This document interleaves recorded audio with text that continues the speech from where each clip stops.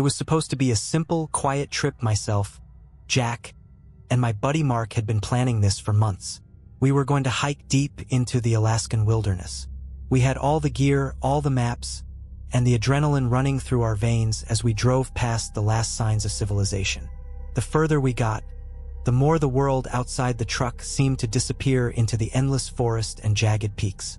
The sort of place where you could get lost in seconds and no one would find you. At least that's what we thought. We'd heard the stories, of course. Stories about people going missing, the strange sounds in the night, the things lurking just out of sight.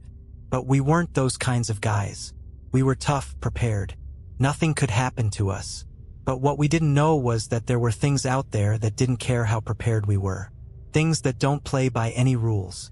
We set up camp on the edge of a frozen lake. A perfect spot. The air was so cold that it bit into your skin. The night sky black with only the faintest hint of stars. Mark joked about bears and wolves, but Jack and I didn't laugh. We were listening to the quiet. Then, around midnight, something snapped. The first noise came from the woods to the north. A crack, like a branch breaking, but it was too loud, too close. I looked over at Mark and Jack, and they were already frozen, eyes wide. None of us moved. Then, another crack, and another. It wasn't an animal. It didn't sound like anything we'd ever heard before. It was too deliberate, too precise. I told myself it was just a moose or a bear, but the air was thick with something else, something I couldn't put my finger on. We sat there, huddled by the fire, watching the tree line, waiting for whatever was out there to reveal itself. Then it came. Not a moose, not a bear, something else entirely. It was more like a whisper in the trees, an unnatural rustling that sent a chill down my spine. My heart was beating faster now. I could hear Jack's breath, shallow, erratic. Mark looked pale, his lips almost blue from the cold. "Stay calm," I whispered, but I could hear the trembling in my own voice. That's when I saw it. A shape, tall, too tall to be a bear, standing motionless behind a cluster of trees. I froze. My eyes couldn't leave it, but I didn't want to look either. It was too wrong. Its outline was blurred, distorted in a way that didn't belong in nature. And then it stepped forward. The moment it moved, everything changed. The ground seemed to shift beneath us, and a low, guttural growl echoed from the forest. A growl that made the hairs on my neck stand up. Jack and Mark were already scrambling, trying to get to the truck, but my legs wouldn't move. I couldn't tear my eyes away from the thing standing in the dark. I still don't know what it was, but I knew one thing for sure. Nothing in that forest wanted us there. I shouted at Jack and Mark to move faster. But as I turned to run, I heard it. The sound of something large, something heavy, following us through the snow. We were no longer the hunters. We had become the hunted. We didn't make it to the truck. I know it sounds crazy, but in that moment, when I turned and saw Jack and Mark already running full speed toward the vehicle, my brain couldn't register what was happening. All I could hear was the pounding of my own heart, the frantic crunching of snow underfoot, and the faintest echo of that growl, drawing closer with each passing second. I turned my head, just for a split second, and that's when I saw it again. The thing. It wasn't just standing there anymore.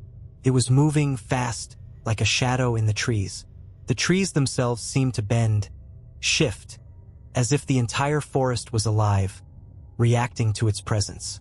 I couldn't tell you what it looked like, only that it was wrong. This form wasn't human, but it wasn't animal either. Its long limbs were like sticks, and its eyes, those eyes, I swear they glowed. "Run!"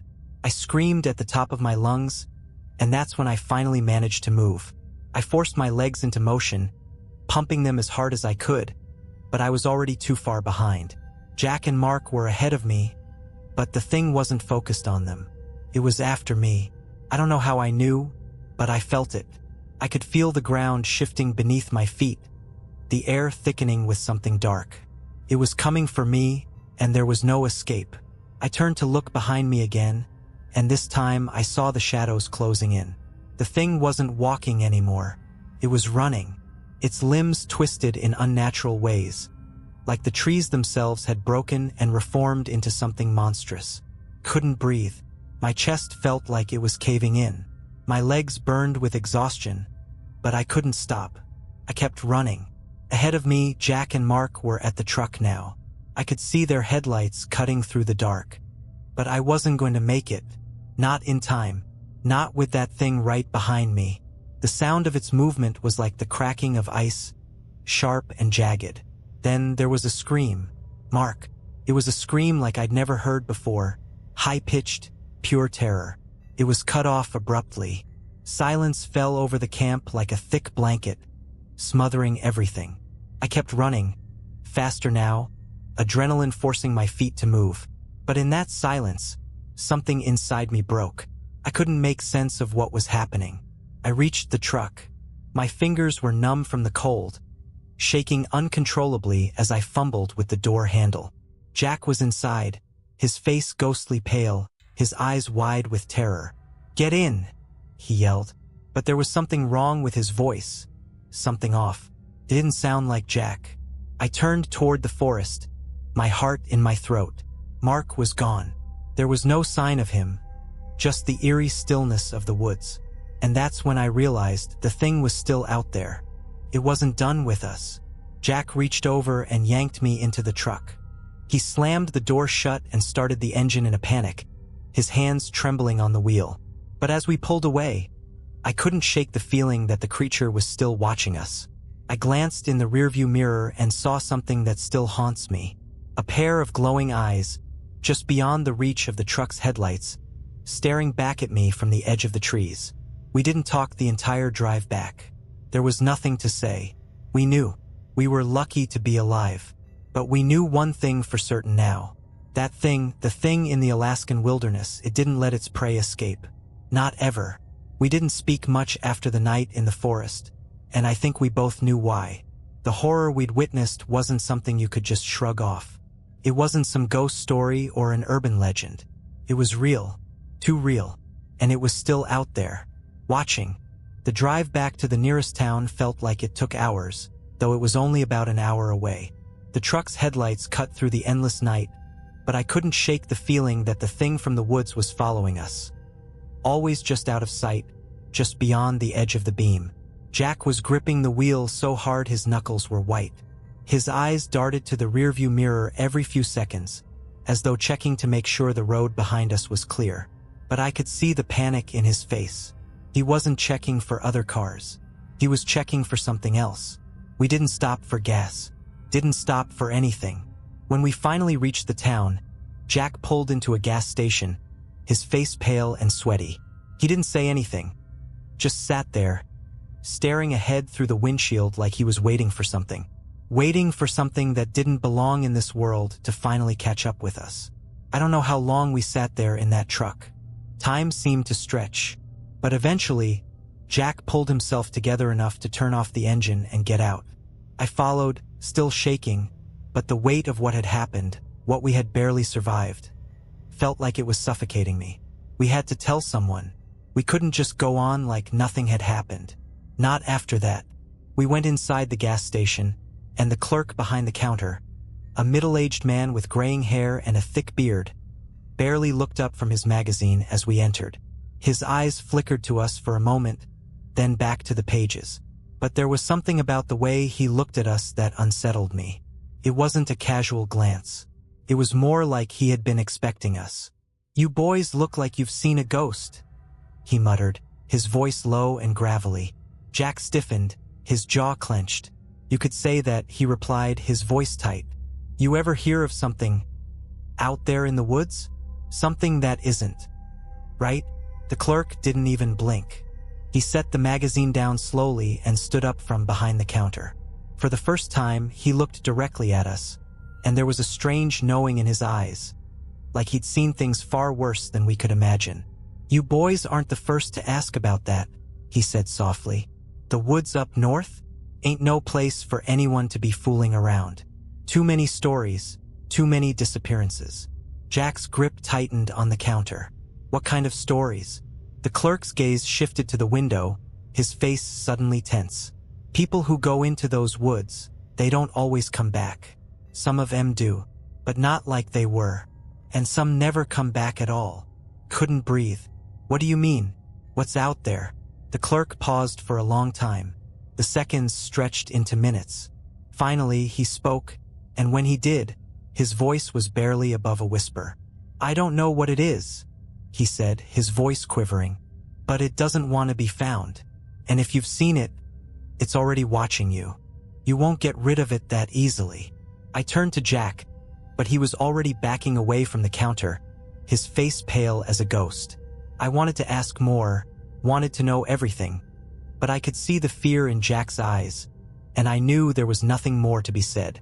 We left the gas station quickly and got back in the truck. But as we pulled away from the small town, I felt that feeling creeping back. The feeling that it was out there, watching, and no matter how far we drove, no matter how many miles we put between ourselves and the Alaskan wilderness, I knew we weren't safe. It wasn't over, and it wasn't going to be until it got what it wanted. We tried to move on. We tried to go back to normal life, whatever that was after everything we'd seen. But the images, the sounds, the feelings wouldn't leave. Jack and I stayed in a small motel for the night after we left the gas station. I could tell he was still on edge, glancing at every shadow, every flicker of movement, as if expecting the thing to suddenly appear out of thin air. I didn't feel much different. Every small sound made my heart race. I kept checking the locks on the door, even though I knew there was no escaping what we'd seen. The next morning, we packed our things and drove further south. We weren't even sure where we were going anymore. Just anywhere but there. We didn't talk about the night in the woods. We didn't even talk to each other much at all. Every once in a while, I'd catch Jack staring at the rearview mirror, and I'd do the same. But there was nothing, just the road stretching ahead of us. But that feeling, that presence, it was still there, always just behind us. It wasn't until a week later that things took a turn for the worse. It started with the dreams. At first, it was just fragments, dark shapes, distorted limbs, that horrible whispering voice. But soon, the dreams became clearer. I'd wake up in a cold sweat, my heart pounding in my chest, feeling like I was still in that forest, running through the snow, being chased. But what scared me more than anything was the sensation that someone else was awake in the room with me. At night, I began hearing things. Soft scratching sounds on the walls, light tapping on the windows. It was always when I was just about to fall asleep. At first, I thought it was just the wind or the house settling. But the sounds grew too regular, too deliberate to be anything natural. I was about to ask Jack if he was hearing the same thing, but I stopped myself. I wasn't sure I wanted to know. I didn't want to hear that he was as terrified as I was. But then I heard it. A voice came from outside the room. Soft, low, almost a whisper. It was like it was calling my name. I froze. My heart stopped. I knew it was impossible, it couldn't be. But the voice was there, unmistakable. My name, drawn out slowly, like the wind, like the trees whispering to me. Jason. I jumped out of bed and ran to the window, heart hammering in my chest. I pulled the blinds back, scanning the parking lot below. There was nothing. No one. Still, I couldn't shake the feeling that something was there, just out of sight. The next morning, I found a note on the truck. It was simple, handwritten in large, scrawled letters. You can't escape. I tried to laugh it off, to convince myself it was just some twisted prank. But my stomach churned. I couldn't shake the feeling of eyes on me. That night, we made the mistake of going out to a nearby diner. I don't know why we thought it would help. Maybe we were both desperate for normalcy. But as we sat there, eating in silence, I saw it again. A figure standing in the shadows outside, watching through the window. I knew it wasn't just my mind playing tricks. The eyes were glowing. The same haunting eyes I'd seen in the forest. Jack noticed it too. He stiffened, his eyes locked on the figure outside. We didn't say anything, just got up and bolted out of there, practically running to the truck. As soon as we pulled away from the diner, I checked the rearview mirror. It was there, the thing standing in the middle of the road, just beyond the reach of the headlights. I wasn't sure if it was the same creature, but I knew one thing. It was following us. We sped out of town, leaving the figure behind. But I couldn't shake the image from my mind. The glowing eyes, the way it just stood there watching us. It wasn't trying to catch us. Not yet. It was just waiting. Waiting for the right moment. And I knew deep down that there would be no escaping it this time. The days after the diner were the longest of my life. Every second felt like we were being hunted. And the worst part was we didn't even know how or when it would come for us. It was like being stalked by an unseen predator. One that didn't follow the rules of the natural world. Jack and I barely spoke. There was nothing left to say, and every conversation seemed to dig up more fear. We both knew that thing wasn't finished with us, that it wouldn't let us go so easily, but it was always just out of reach, always in the shadows. We decided to leave the town to head further south. We thought that maybe, if we could just put enough distance between ourselves and the wilderness, we'd be safe. It was a fool's hope, but it was all we had left. We drove for hours, through winding roads and lonely highways. The farther we went, the more I thought we were escaping. But even as the landscape changed, I couldn't shake the feeling that something was wrong. One night, we stopped at a small cabin in the middle of nowhere. It was the kind of place that was far from everything, a little rundown with a flickering light inside. The owner, an older man who lived alone, didn't seem to mind that we showed up unannounced. He welcomed us in, made us some coffee, and let us stay for the night. First, it felt like a break from everything. The warm fire, the quiet of the cabin, the sense of being away from the world. But as soon as the sun set, the feeling of dread returned. Couldn't sleep. Every time I closed my eyes, I saw those eyes, those glowing, otherworldly eyes, staring at me from the dark. It was like it was everywhere, like it was inside my head, waiting for me to let my guard down. Then came the knock on the door. It was soft at first, almost like a tap, then harder and harder. It echoed through the cabin. Jack and I froze. We both knew it wasn't the wind. The door was locked, the window sealed. But the knocking didn't stop. "Who is it?" Jack called out, his voice shaking. No answer, just the knocking. I don't know why, but I grabbed a flashlight and went to the door. I was terrified, but I had to know. I had to see what was out there. I opened the door a crack. Nothing. But the air was different, felt heavier, colder. And then, in the distance, I saw it. The figure. It was standing in the woods just beyond the cabin, just like the night in the forest. Only this time, it wasn't hiding. It was standing tall, facing the cabin. I slammed the door shut and backed away, my heart in my throat. "Jack!" I shouted, but he was already beside me, his face pale as a ghost. He had seen it too. We didn't talk. We didn't need to. We both knew what was happening. We grabbed our stuff, ran out of the cabin, and jumped into the truck. The old man called after us, but we didn't stop. We didn't say goodbye. We just drove, as fast as we could. The figure followed us through the woods, always at a distance, never getting too close but never letting us forget it was there. We drove for hours, but the more we drove, the worse it got. The truck's headlights began to flicker, the engine sputtering as if it was losing power. The temperature dropped, and I could see my breath fogging in the air, even though the heater was on full blast. And that's when I heard it, a whisper like the wind. It was so faint at first, I thought I was imagining it, but then it grew louder, clearer. "Jason," my name once again.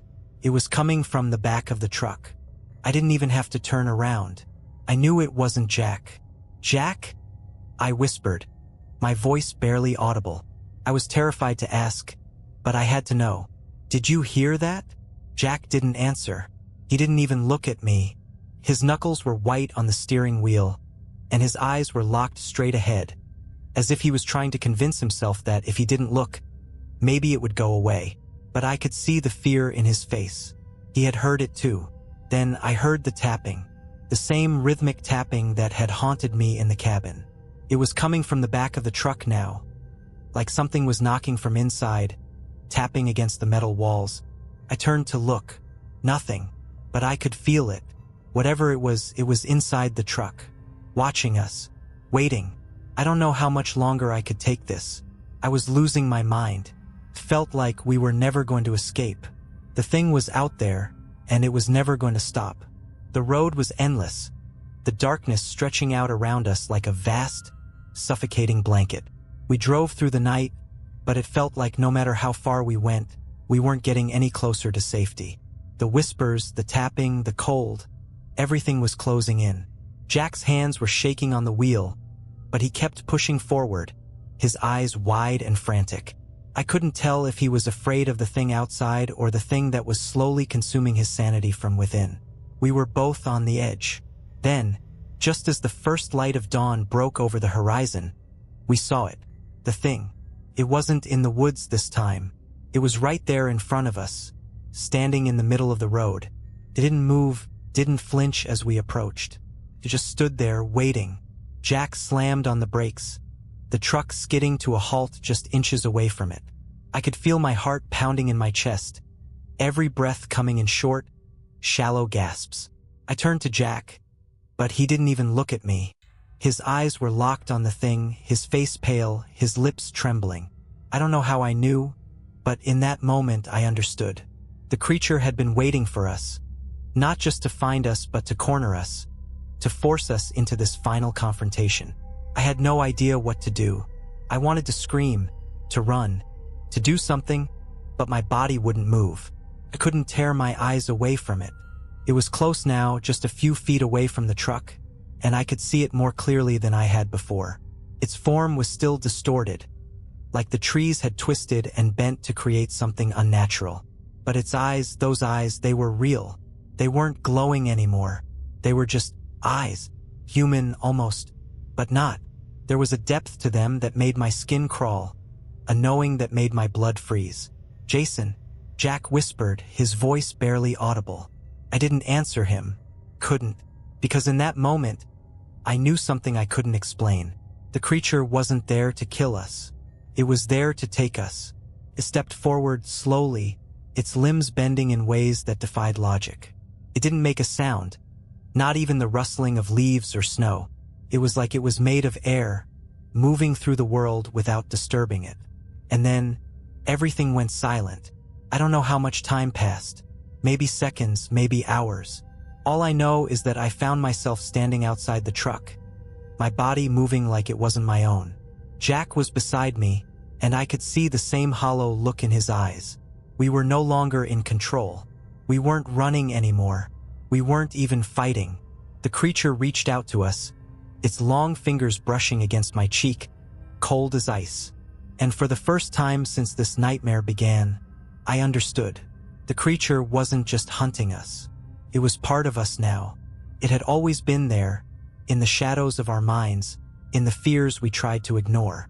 It was the thing we could never escape. We weren't meant to survive. We were meant to become part of it.